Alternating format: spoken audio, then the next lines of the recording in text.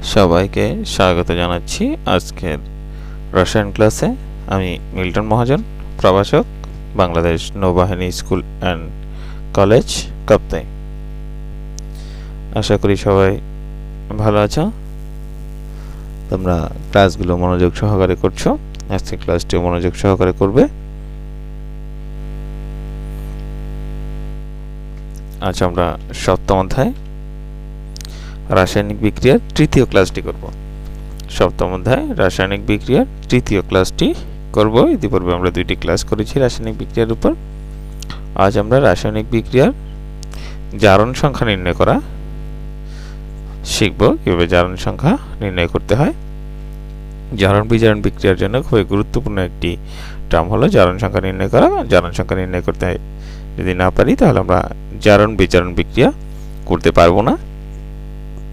এই ক্লাসে আমরা জারণ সংখ্যা নির্ণয় করা শিখব। পরবর্তী ক্লাসে আমরা জারণ বিজারণ কিভাবে করতে হয় তা জানব। জারণ বিজারণ করার পদ্ধতি শিখব। জারণ সংখ্যা। যৌগ গঠনের সময় কোনো মৌল যত সংখ্যক ইলেকট্রন বর্জন করে ধনাত্মক আয়নে পরিণত হয় অথবা যত সংখ্যক ইলেকট্রন গ্রহণ করে ঋণাত্মক আয়নে পরিণত হয় তাকে ওই মৌলের জারণ সংখ্যা বলে। যৌগ গঠনের সময় মৌলসমূহ ইলেকট্রন গ্রহণ করে বা বর্জন করে। ইলেকট্রন গ্রহণ করে বা বর্জন করে। যতটি ইলেকট্রন গ্রহণ করে সেই সংখ্যাটি হলো জারণ সংখ্যা। যদি ইলেকট্রন বর্জন করে তাহলে জারণ সংখ্যা হয় ধনাত্মক, আর যদি ইলেকট্রন গ্রহণ করে জারণ সংখ্যা হয় ঋণাত্মক। জারণ সংখ্যায় অবশ্যই চিহ্নের উল্লেখ করতে হবে। জারণ সংখ্যায় অবশ্যই চিহ্নের উল্লেখ করতে হবে। যোজনীয় জারণ সংখ্যার মধ্যে মূল পার্থক্য হলো যোজনীতে কোনো ধনাত্মক বা ঋণাত্মক চিহ্ন থাকে না। যোজনীতে কোনো ধনাত্মক বা ঋণাত্মক চিহ্ন থাকে না, কিন্তু জারণ সংখ্যায় ধনাত্মক বা ঋণাত্মক হতে পারে। জারণ সংখ্যা ধনাত্মক বা ঋণাত্মক হতে পারে। যোজনী কখনো ভগ্নাংশ হয় না। জারণ সংখ্যা ভগ্নাংশ হতে পারে। জারণ সংখ্যা ভগ্নাংশ হতে পারে। তাহলে জারণ সংখ্যা কি? যৌগ গঠনের সময় কোনো মৌল যতগুলি ইলেকট্রন গ্রহণ বা বর্জন করে তাকে জারণ সংখ্যা বলে। যতগুলি ইলেকট্রন গ্রহণ বা বর্জন করে তাদেরকে কি বলা হয়? জারণ সংখ্যা বলা হয়। জারণ সংখ্যা ধনাত্মক হতে পারে, জারণ সংখ্যা ঋণাত্মক হতে পারে। জারণ সংখ্যা কখন ধনাত্মক হয়? যদি কোনো মৌল ইলেকট্রন ত্যাগ করে তবে জারণ সংখ্যা হয় ধনাত্মক। যদি কোনো মৌল ইলেকট্রন গ্রহণ করে তবে জারণ সংখ্যা হয় ঋণাত্মক। শিক্ষার্থীরা লক্ষ্য রাখবে, কারণ জারণ বিজারণ করার সময় এই সকল জিনিস খুবই গুরুত্বপূর্ণ। দেখো, ধাতুদের জারণ সংখ্যা। আমরা জারণ সংখ্যাতে ধাতু অধাতু আলাদা করে মান বের করতে হবে। ধাতুর জারণ সংখ্যা সবসময় ধনাত্মক হয়। ধাতুদের জারণ সংখ্যা সবসময় ধনাত্মক হয়। অধাতুর জারণ সংখ্যা সর্বদা ঋণাত্মক হয়। অধাতুর জারণ সংখ্যা সবসময় কি হবে? ঋণাত্মক হবে। হাইড্রোজেনের জারণ সংখ্যা ধনাত্মক বা ঋণাত্মক উভয়ই হতে পারে। হাইড্রোজেনের জারণ সংখ্যা ধনাত্মক ঋণাত্মক উভয়ই হতে পারে। লক্ষ্য রাখো, জারণ সংখ্যা নির্ণয়ের জন্য আমার যে সকল জিনিস খুবই গুরুত্বপূর্ণ। ধাতুদের জারণ সংখ্যা। ধাতুদের জারণ সংখ্যা সবসময় কি হবে? ধনাত্মক হবে। ধাতু কোনগুলো? তোমরা ইলেকট্রন বিন্যাস করার পরে সর্বশেষ শক্তি স্তরে যাদের 1, 2, 3টি ইলেকট্রন থাকে, সর্বশেষ শক্তি স্তরে যাদের 1, 2, 3টি ইলেকট্রন থাকে তাদেরকে ধাতু বলে। ওগুলো হলো ধাতু। তাহলে ধাতু কি? যাদের জারণ সংখ্যা সবসময় কি হবে? ধনাত্মক হবে। ধাতুদের জারণ সংখ্যা সর্বদা কি হবে? ধনাত্মক হবে। অধাতুর জারণ সংখ্যা। অধাতুর জারণ সংখ্যা সর্বদা ঋণাত্মক হবে।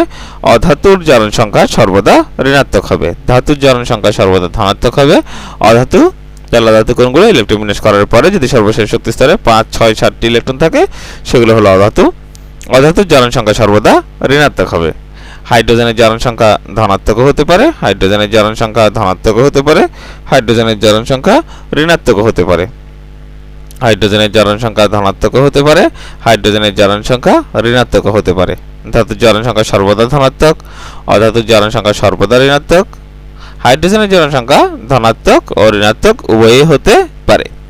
ধনাত্মক ও ঋণাত্মক কখন ধনাত্মক হবে কখন ঋণাত্মক হবে এটি নির্ভর করে হাইড্রোজেন কোন মৌলের সাথে যুক্ত আছে, হাইড্রোজেন কি ধাতুর সাথে যুক্ত আছে নাকি হাইড্রোজেন অধাতুর সাথে যুক্ত আছে, তার উপর নির্ভর করে হাইড্রোজেনের জারণ সংখ্যা নির্ভর করে ধনাত্মক হবে কি ঋণাত্মক হবে। হাইড্রোজেন ধাতুর সাথে যৌগ গঠন করলে হাইড্রোজেনের জারণ সংখ্যা হয় ধনাত্মক। হাইড্রোজেন যদি ধাতুর সাথে যৌগ গঠন করে তখন হাইড্রোজেনের জারণ সংখ্যা হয় ধনাত্মক বা পজিটিভ। হাইড্রোজেন যদি অধাতুর সাথে যৌগ গঠন করে তখন হাইড্রোজেনের জারণ সংখ্যা হয় নেগেটিভ। হাইড্রোজেন যদি ধাতুর সাথে যৌগ গঠন করে তখন হাইড্রোজেন হয় পজিটিভ বা ধনাত্মক। হাইড্রোজেন যদি অধাতুর সাথে যৌগ গঠন করে তখন হাইড্রোজেন হয় নেগেটিভ বা ঋণাত্মক। ধাতু আমরা আগেই বলেছি ধাতু সবসময় কি হবে, প্লাস হবে। ধাতু সর্বদা প্লাস, অধাতু সর্বদা মাইনাস, হাইড্রোজেন প্লাসও হতে পারে মাইনাসও হতে পারে, লক্ষ্য করো। ধাতু সর্বদা প্লাস, অধাতু সর্বদা মাইনাস, হাইড্রোজেন প্লাসও হতে পারে মাইনাসও হতে পারে। কখন প্লাস হবে? হাইড্রোজেন যদি ধাতুর সাথে যুক্ত থাকে তখন হাইড্রোজেন হবে ঋণাত্মক জারণ সংখ্যা, তখন হাইড্রোজেনের জারণ সংখ্যা কি হবে ঋণাত্মক। হাইড্রোজেন যদি ধাতুর সাথে যুক্ত থাকে তখন হাইড্রোজেনের জারণ সংখ্যা হবে কি ঋণাত্মক। হাইড্রোজেন যদি অধাতুর সাথে যুক্ত থাকে তখন হাইড্রোজেনের জারণ সংখ্যা হবে ধনাত্মক। দেখো, হাইড্রোজেন যদি ধাতুর সাথে যুক্ত থাকে তখন জারণ সংখ্যা হবে ঋণাত্মক। হাইড্রোজেন যদি অধাতুর সাথে যুক্ত থাকে তখন জারণ সংখ্যা হবে ধনাত্মক। হাইড্রোজেন যদি ধাতুর সাথে যুক্ত থাকে তখন জারণ সংখ্যা হবে ঋণাত্মক। হাইড্রোজেন যদি অধাতুর সাথে যুক্ত থাকে তখন জারণ সংখ্যা হবে ধনাত্মক। জিনিসটি তোমরা তুলে নাও। আমাদের জারণ সংখ্যা করার সময় সবচেয়ে গুরুত্বপূর্ণ জিনিস হলো জারণ চিহ্নগুলো নির্ধারণ করা। ধাতুদের জারণ, আমি আরেকবার বলছি, ধাতুদের জারণ সংখ্যা সর্বদা ধনাত্মক, অধাতুদের জারণ সংখ্যা সর্বদা ঋণাত্মক। হাইড্রোজেনের জারণ সংখ্যা ধনাত্মকও হতে পারে ঋণাত্মকও হতে পারে। যদি ধাতুর সাথে যুক্ত থাকে তাহলে ধনাত্মক হয়, যদি অধাতুর সাথে যুক্ত থাকে তাহলে যদি ধাতুর সাথে যুক্ত থাকে তাহলে ঋণাত্মক হয়, যদি অধাতুর সাথে যুক্ত থাকে তাহলে ধনাত্মক হয়। হাইড্রোজেনের জারণ সংখ্যা ধনাত্মক ঋণাত্মক উভয়ই হতে পারে। যদি ধাতুর সাথে যুক্ত থাকে তাহলে ঋণাত্মক হবে, যদি অধাতুর সাথে যুক্ত থাকে তাহলে ধনাত্মক হবে। যৌগের জারণ সংখ্যা সর্বদা শূন্য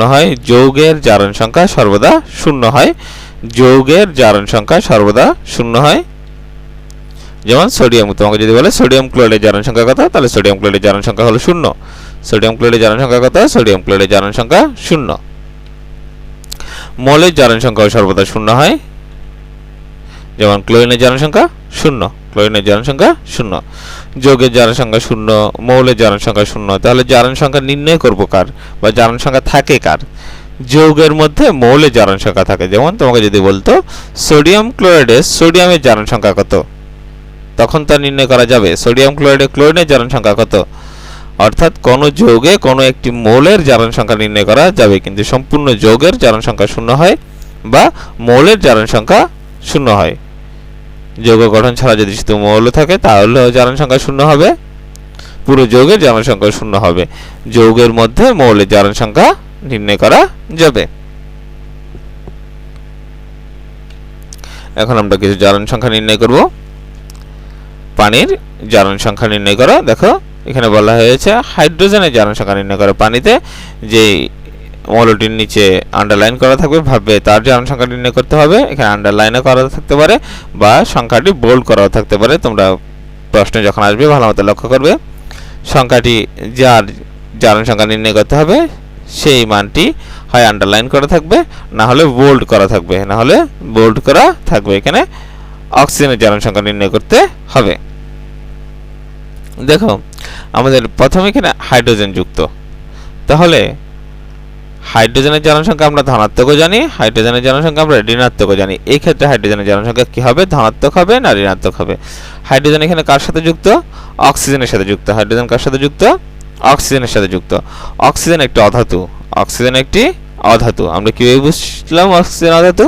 কারণ দেখো, অক্সিজেনের পারমাণবিক সংখ্যা হলো 8, তাহলে আমরা যদি ইলেকট্রন বিন্যাস করি 2 6 সর্বশেষ শক্তি স্তরে কয়টি ইলেকট্রন আছে 6টি ইলেকট্রন আছে আমরা জানি সর্বশেষ শক্তি স্তরে 5 6 7টি ইলেকট্রন থাকলে তারা অধাতু তাহলে হাইড্রোজেন যেহেতু অধাতুর সাথে যুক্ত তাহলে হাইড্রোজেনের জারণ সংখ্যা হবে ধনাত্মক হাইড্রোজেনের জারণ সংখ্যা হবে ধনাত্মক এই দেখো +1 যোজনীর সামনে চিহ্ন বসিয়ে জারণ সংখ্যা নির্ধারণ করবে তাহলে হাইড্রোজেনের জারণ সংখ্যা কত +1 প্লাস কেন হাইড্রোজেন এখানে অধাতুর সাথে যুক্ত তাই জন্য 1 কেন হাইড্রোজেনের যোজনী 1 তাই এখানে 1 ব্যবহার হয়েছে গুণ 2 এখানে হাইড্রোজেন দুটি পরমাণু আছে তাই গুণ 2 হয়েছে অক্সিজেনের জারণ সংখ্যা নির্ণয় করতে হবে তাই অক্সিজেনের জারণ সংখ্যা হলো কত x অক্সিজেনের জারণ সংখ্যাকে আমরা কি ধরে নিলাম x ধরে নিলাম পুরো পানি যৌগটি যেহেতু যৌগ পুরো পানি যৌগের জারণ সংখ্যা কত 0 তাই ইকুয়াল 0 আমি আরেকবার বলছি যদি হাইড্রোজেন থাকে তাহলে অবশ্যই লক্ষ্য রাখবে যদি হাইড্রোজেন হয় তাহলে অবশ্যই লক্ষ্য রাখবে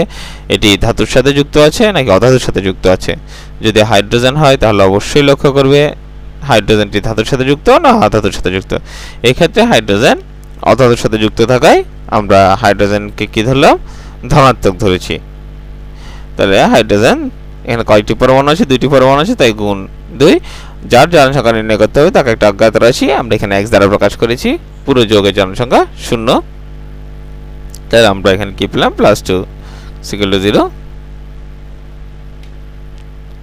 তাহলে এখানে অক্সিজেনের জারণ সংখ্যা কত -2 চিহ্ন অবশ্যই গুরুত্বপূর্ণ চিহ্ন অবশ্যই দিতে হবে চিহ্ন ছাড়া যদি তুমি লিখো তাহলে তোমার নাম্বার পাবে না বা এটি সঠিক হবে না তোমরা তুলে নাও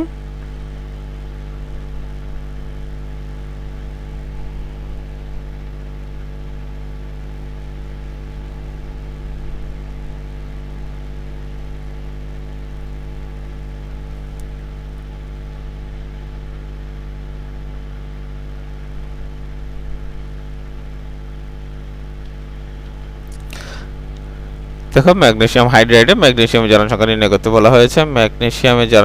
করতে বলা হয়েছে তাহলে ম্যাগনেসিয়াম x প্লাস হাইড্রোজেন দুই পরমাণু আছে তাই 2 এখন এখানে লক্ষ্য রাখো হাইড্রোজেন কার সাথে যুক্ত হাইড্রোজেন এখানে যুক্ত ম্যাগনেসিয়ামের সাথে তাহলে দেখো ম্যাগনেসিয়াম ধাতু হবে নাকি অধাতু হবে প্রথমে তোমাকে দেখে নিতে হবে ম্যাগনেসিয়াম ধাতু কি অধাতু তাহলে আমরা প্রথমে দেখে নিই ম্যাগনেসিয়াম ধাতু কি অধাতু ম্যাগনেসিয়ামের পারমাণবিক সংখ্যা হলো 12 তাহলে 2 8 2 সর্বশেষ শক্তি স্তরে ইলেকট্রন আছে 2টি সর্বশেষ শক্তি স্তরে ইলেকট্রন আছে কয়টি 2টি সর্বশেষ শক্তি স্তরে ইলেকট্রন কয়টি আছে 2টি ইলেকট্রন আছে তাহলে সর্বশেষ শক্তি স্তরে যদি 2টি ইলেকট্রন থাকে সর্বশেষ শক্তি স্তরে যদি কয়টি ইলেকট্রন থাকে 2টি ইলেকট্রন থাকে সর্বশেষ শক্তি স্তরে কয়টি ইলেকট্রন আছে 2টি ইলেকট্রন আছে তাহলে আমরা জানি সর্বশেষ শক্তি স্তরে 1 2 3টি ইলেকট্রন থাকলে তারা ধাতু হয় তাহলে এই ম্যাগনেসিয়াম ধাতু হাইড্রোজেন এখানে ধাতুর সাথে যুক্ত হাইড্রোজেন এখানে কার সাথে যুক্ত ধাতুর সাথে যুক্ত তাই হাইড্রোজেন যেহেতু ধাতুর সাথে যুক্ত তাই হাইড্রোজেনের জারণ সংখ্যা এখানে হবে ঋণাত্মক আমরা যখন পানির ক্ষেত্রে করেছিলাম সেখানে হাইড্রোজেনকে আমরা ধনাত্মক ধরেছিলাম কারণ তখন হাইড্রোজেন অক্সিজেনের সাথে যুক্ত ছিল কার সাথে যুক্ত ছিল অক্সিজেনের সাথে যুক্ত ছিল আর এখন হাইড্রোজেন কার সাথে যুক্ত ম্যাগনেসিয়ামের সাথে যুক্ত ম্যাগনেসিয়াম একটি ধাতু তাই এখানে হাইড্রোজেন কি হিসেবে আচরণ করবে ঋণাত্মক হিসেবে আচরণ করবে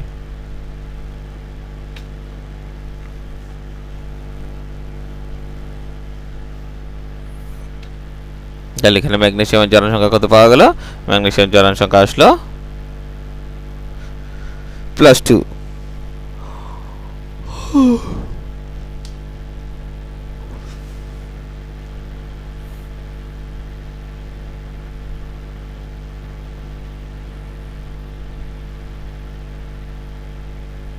আমরা পরবর্তীতে যাচ্ছি দেখো ম্যাঙ্গানিজ ডাইঅক্সাইডে ম্যাঙ্গানিজের জারণ সংখ্যা নির্ণয় করতে হবে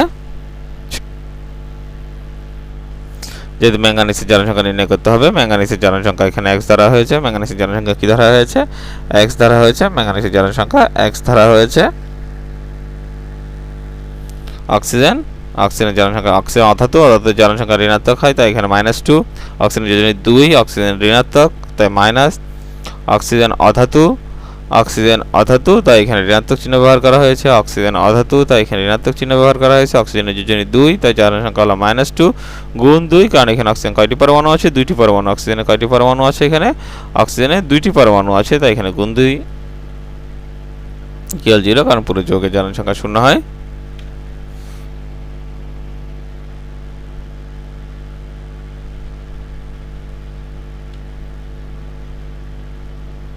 তাহলে এখানে ম্যাঙ্গানিসের জারণ সংখ্যা কত +4 ম্যাঙ্গানিসের জারণ সংখ্যা কত হলো +4 ম্যাঙ্গানিসের জারণ সংখ্যা +4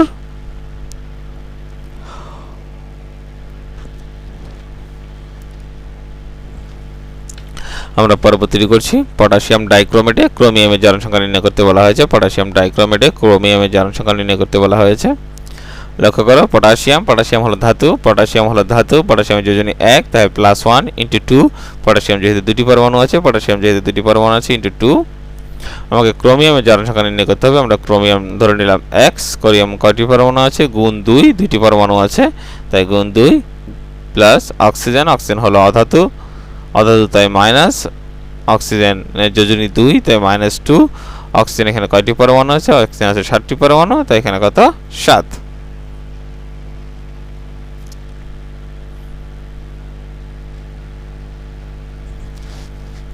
আমি আবারও বলছি পটাশিয়ামের যোজনী 1 পটাশিয়াম ধাতু তাই +1 দুটি পরমাণু আছে তাই গুণ 2 ক্রোমিয়ামের জারণ সংখ্যা আমাকে নির্ণয় করতে হবে তাই ক্রোমিয়াম x গুণ 2 কারণ ক্রোমিয়াম দুই পরমাণু আছে অক্সিজেন -2 * 7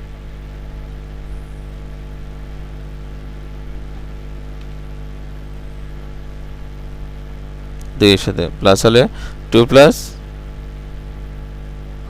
অক্সিজেন কয়টি 2x আর 7 দুগুণে 14 7 দুগুণে কত 14 মাইনাস চিহ্ন ব্যবহার করা হয়েছে মাইনাস চিহ্ন ব্যবহার করলো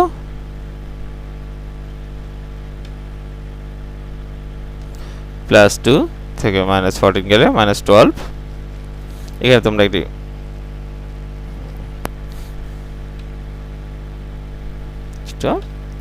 x এর মান কত +6 তাহলে একটি ক্রোমিয়ামের জারণ সংখ্যা কত +6 একটি ক্রোমিয়ামের জারণ সংখ্যা কত হবে +6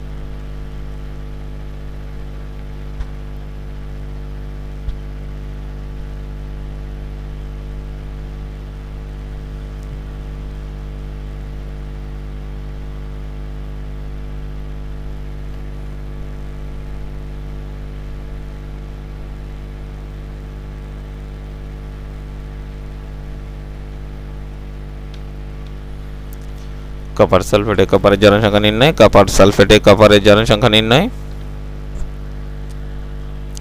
কপার x প্লাস সালফার জারণ সংখ্যা +6 সালফারের যোজনী দেখো সালফারের যোজনী 2 4 6 সালফারের যোজনী 2 4 6 এখানে +6 তোমরা প্রথমে যে সকল যৌগের একাধিক যোজনী আছে যে সকল মৌলের একাধিক যোজনী আছে তাদের জারণ সংখ্যা কত হবে ওই জারণ সংখ্যাটা আগে নির্ণয় করে নেবে মানে অর্থাৎ সালফারের জারণ সংখ্যাটি প্রথমে নির্ণয় করে কারণ এখানে সালফারের জারণ সংখ্যা 2 হবে না 4 হবে না 6 হবে ওটা আগে তোমাকে কি করে নিতে হবে নির্ণয় করে নিতে হবে সালফারের জারণ সংখ্যা বের করে তো সালফার +6 * অক্সিজেন -2 * 4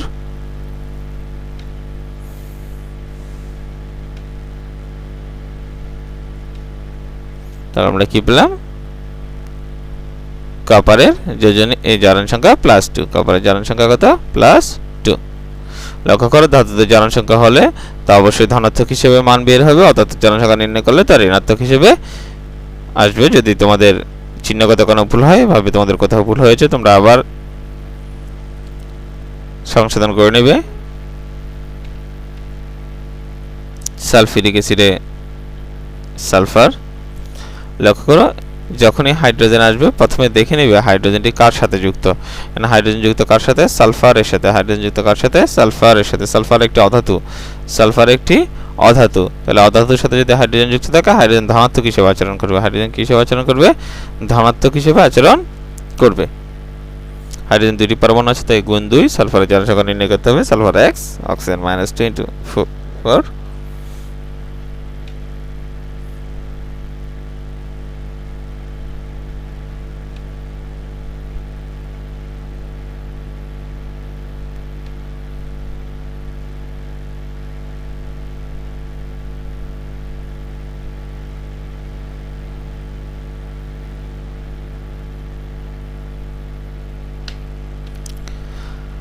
লিথিয়াম অ্যালুমিনিয়াম হাইড্রাইডে অ্যালুমিনিয়াম তাহলে লিথিয়াম +1 অ্যালুমিনিয়াম নির্ণয় করতে হবে অ্যালুমিনিয়াম x লক্ষ্য করো হাইড্রোজেন আছে, হাইড্রোজেন কার সাথে আছে? হাইড্রোজেন আছে অ্যালুমিনিয়ামের সাথে। অ্যালুমিনিয়াম একটি ধাতু, অ্যালুমিনিয়াম একটি কি ধাতু। ধাতুর সাথে যখন হাইড্রোজেন থাকবে হাইড্রোজেন ঋণাত্মক হিসেবে আচরণ করবে। ধাতুর সাথে যখন হাইড্রোজেন থাকবে হাইড্রোজেন কি হিসেবে আচরণ করবে? ঋণাত্মক হিসেবে আচরণ করবে। D4 যেহেতু হাইড্রোজেন 4টি পরমাণু আছে।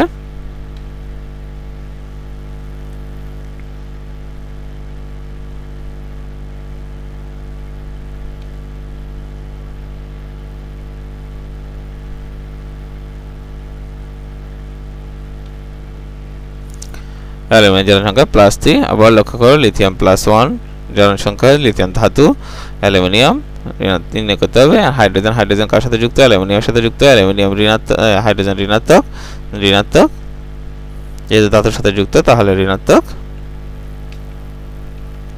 আমরা পরবর্তীটি দেখি। দেখো এতক্ষণ পর্যন্ত আমরা যে সকল যৌগের মধ্যে মৌলের জারণ সংখ্যা নির্ণয় করেছি। যৌগের জারণ সংখ্যা যেহেতু 0 তাই আমরা সমান চিহ্ন দিয়ে 0 লিখেছি। এক্ষেত্রে দেখো এটা একটি যৌগমূলক, এখানে একটি আয়ন আছে, তাহলে এখানে সমান চিহ্ন দেওয়ার পরে ওই আয়নের মানটি লিখতে হবে। যদি ধনাত্মক হয় তাহলে ধনাত্মক, যদি 2 হয় তাহলে +2, যদি -2 হয় তাহলে -2। চার্জের মান যা তা তোমাকে লিখতে হবে। নাইট্রোজেনের জারণ সংখ্যা নির্ণয় করতে হবে, তাই নাইট্রোজেন X, অক্সিজেন -2, অক্সিজেন 3টি পরমাণু আছে 3, ইকুয়াল -1 1 কেন? কারণ তোমার এখানে চার্জের মান হলো -1। চার্জের মান যা, যদি চার্জ না থাকতো তাহলে 0 হতো। যেহেতু চার্জের মান আছে তাহলে এখানে চার্জের মান যা তা লিখতে হবে। যদি প্লাস থাকে তাহলে +2, প্লাস হলে 2+, 2 মাইনাস হলে 2-, এই ক্ষেত্রে যেহেতু শুধু মাইনাস আছে তাহলে -1 হয়েছে। চার্জের মান যা অবশ্যই তা হবে, কারণ মূলকের জারণ সংখ্যা 0 নয়।